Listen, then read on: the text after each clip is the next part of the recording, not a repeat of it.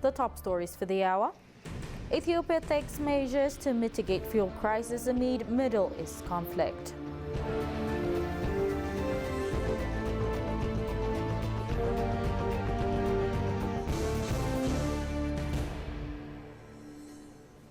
Zambezi Watercourse Commission praises Ethiopia's Riverside project.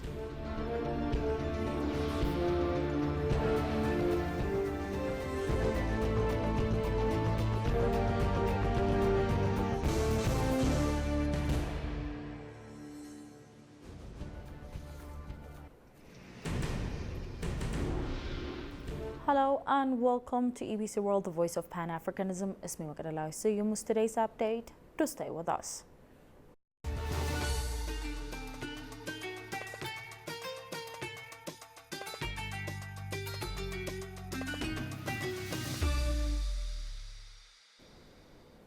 Addis Ababa Mayor Adanet Abebe has laid a large-scale iftar distribution, providing essential food items such as oil, flour and rice for over 100,000 residents.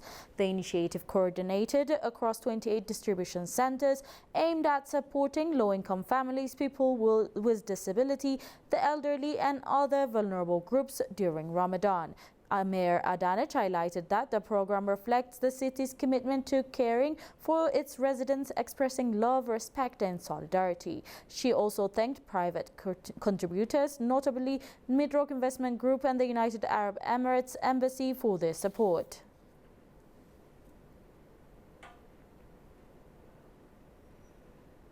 Ethiopia is implementing a series of measures to withstand the growing global fuel crisis, including increased fuel subsidies to stabilize supply and shield consumers from rising international prices. Ministry of Transport and Logistics says the government is also prioritizing a rapid shift to electric mobility as a long-term solution. Jerusalem Bezah has the following report.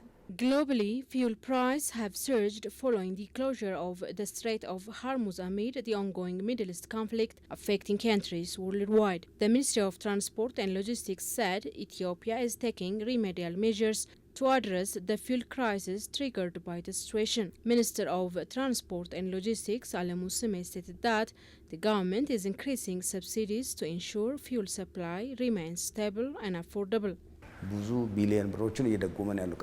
To withstand the international fuel crisis, the government is increasing subsidy support to maintain stable fuel supply. The public should cooperate with authorities to prevent illegal transactions outside the supply chain and practice fuel-saving habits. Ethiopia is also accelerating its transition to electric mobility, targeting more than 500,000 electric vehicles on the road by 2030. Ethiopia is really a flagship not only for Africa, but the world in its energy transition and mobility transition. Following the 2024 ban on the import of internal combustion engine vehicles, the government has introduced tax exemptions, including VAT, excise and custom duties, and is expanding charging infrastructure and local assembly capacity nationwide. To make urban mobility, we believe to work on resilient transport infrastructure and also e-mobility fleets like city bus, e-buses are our great focus. The shift toward electric vehicles has been widely welcomed by users. Ever since I bought my EV, my power costs are a very minimum compared to the amount of money that I used to spend on gas. The amount of gas that's reduced by, I could almost say by 50–60%. I've been able to reduce the costs that I used to spend on gas. Officials say public participation remains critical, urging citizens to adopt e-mobility solutions and reduce reliance on fuel-powered transport. We should prioritize public transport, share riders, and minimize unnecessary vehicle use. Expanding e-mobility is key to overcoming this international crisis. Scaling up e-mobility will be key to reducing dependence on imported fuel and strengthening resilience against global energy shocks. Since the 2024 import ban, Ethiopia's electric vehicle market has grown rapidly. We have more than 115,000 EV vehicles on Ethiopia roads in all categories. and also we have more than 15, around 60 EV assemblies, plantations here. So that's banning make a contribution for the booming of EV landscape in Ethiopia roads. Italy has reaffirmed its support for Ethiopia's major infrastructure project, pledging financing for the Koisha hydropower project and parts of the planned Bishoftu airport as both countries strengthen economic ties.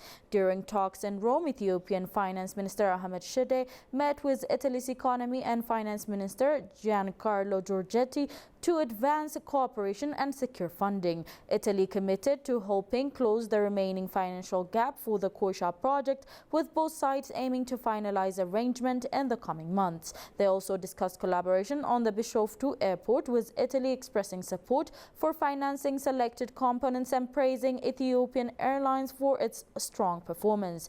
Both sides agreed to begin technical discussions with Ethiopian Airlines and advisors to structure the airport financing, reaffirming their commitment to deeper economic partnership and sustainable development.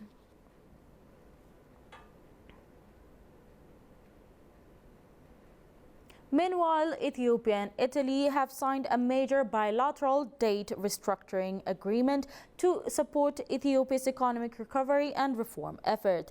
The deal, formalized by Finance Minister Ahmed Shide and Italy's Economic Minister Giancarlo Giorgetti, was made under the Official Creditor Committee as part of the G20 Common Framework for Debt Treatments. The agreement aims to help Ethiopia stabilize its economy, restore debt sustainability, and advance its broader reform program. Ethiopian officials praised Italy's key role in reaching the deal, while Italy highlighted its alignment with the country's Matai Plan for Africa. Overall, the deal is expected to boost investor confidence and attract international support and promote sustainable economic growth in Ethiopia.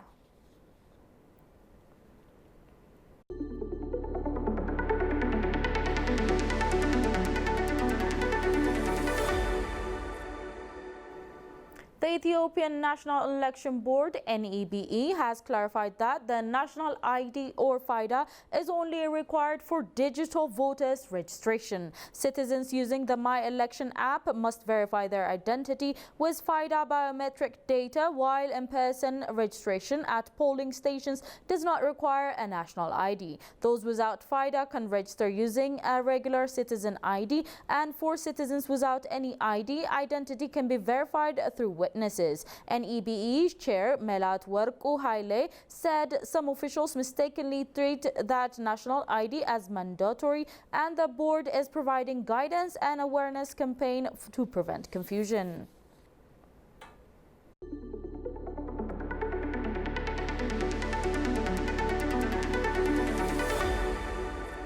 German Ambassador Ferdinand von Roye has lauded Ethiopia's green legacy and aggressive economic transformation master plan for the nation's future.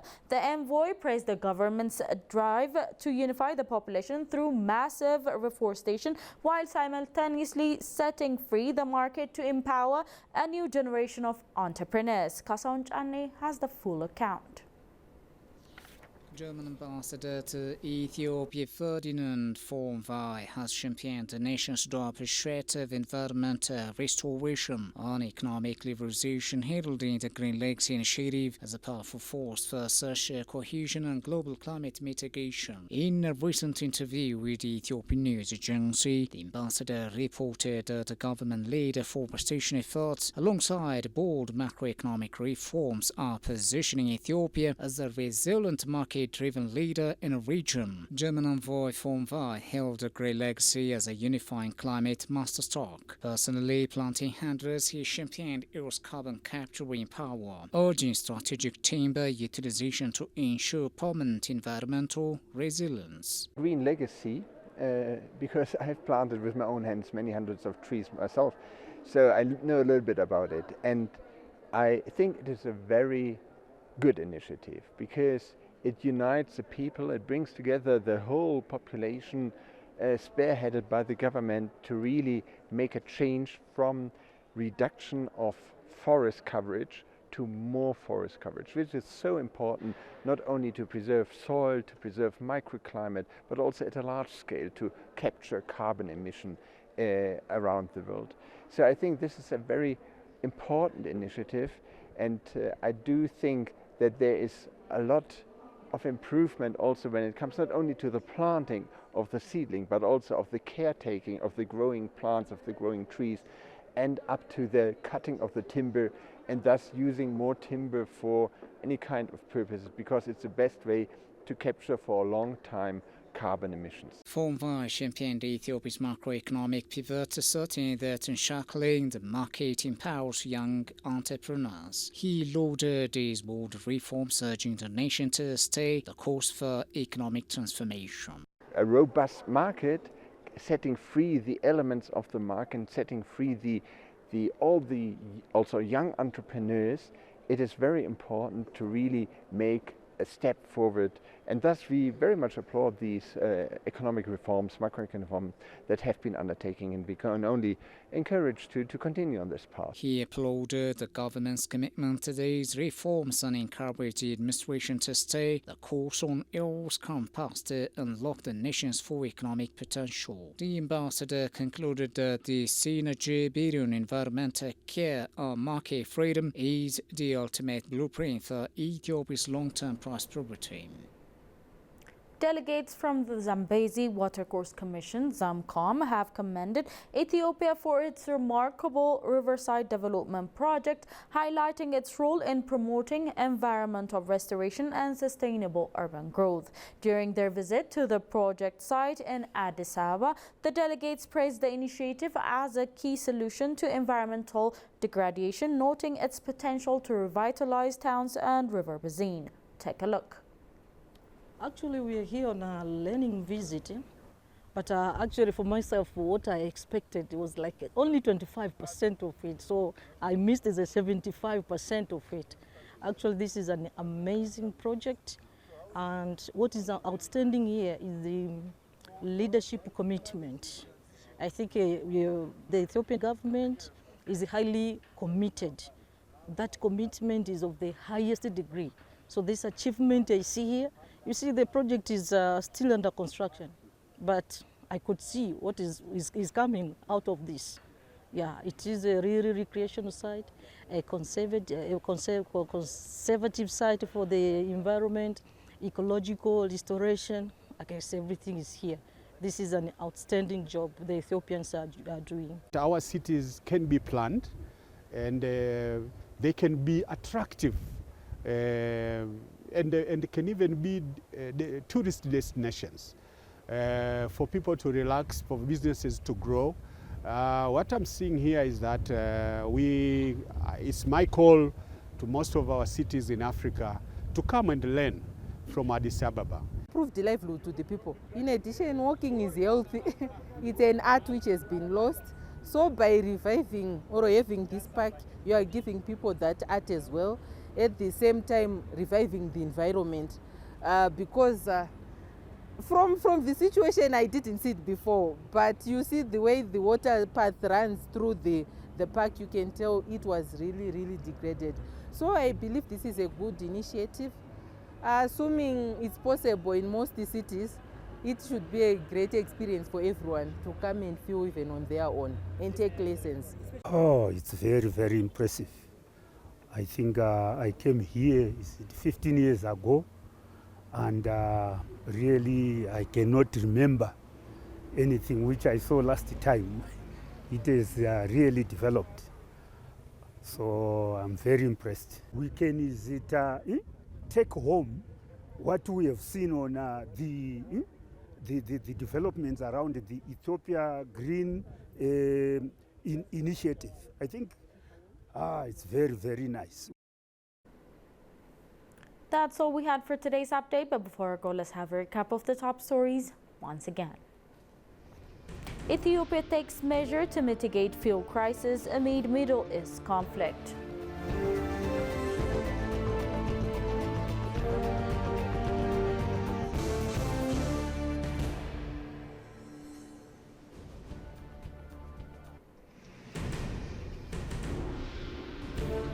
and Watercourse, Zambezi Watercourse Commission praises Ethiopia's Riverside project. Thank you for tuning in to EBC World, the voice of Pan-Africanism. It was me, Makadalawi. See you in today's update. Goodbye.